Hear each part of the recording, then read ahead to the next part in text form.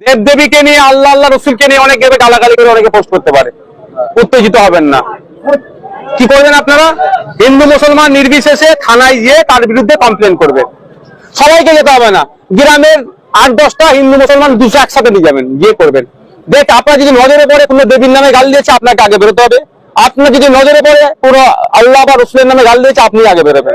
আপনি হিন্দু ধর্মের আল্লাহ রসুলের নামে গাল দিয়েছে, আপনি বেরোবেন না। আপনি মুসলমান দেবীর নামে গাল দিয়েছে, আপনি বেরোবেন না, কাজ করবেন না।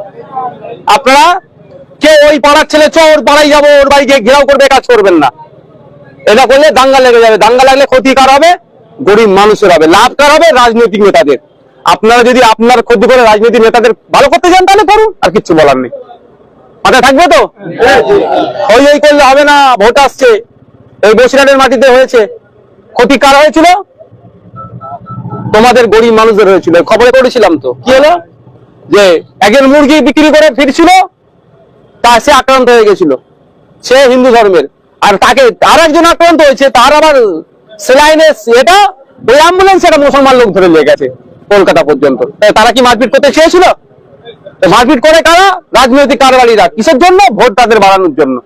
তুমি আমি কি রাজনৈতিক কারবারি নাকি? তোমার আমার কি লাভ হবে? যদি এখানে দাঙ্গা হয়, দোকানটা 1 সপ্তাহ বন্ধ থাকবে। এই দোকান 1 সপ্তাহ বন্ধ থাকবে, কার? নেতাদের লাভ হবে না তোমার লস হবে? নেতারা তো সন্ধ্যাবেলা দেখবে কি বলতো, সে যে বুঝে টিভির সামনে বসে বলবে এখানে এটা করা উচিত হয়নি, এটা উচিত হয়নি। যার ক্ষতি তার হচ্ছে, এটা মাথায় থাকবে।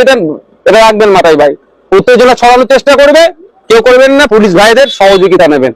আমার বিশ্বাস, আমার পুলিশ ভাইদেরকে আপনি গিয়ে কি করবেন, আপনাদের 2-4 জন গিয়ে গ্রামের মানুষ গণ্যমান্য ব্যক্তি যে থানাতে গিয়ে কমপ্লেন দেবেন, পুলিশ দেবে, তাদেরকে তুলে নিয়ে আসবে।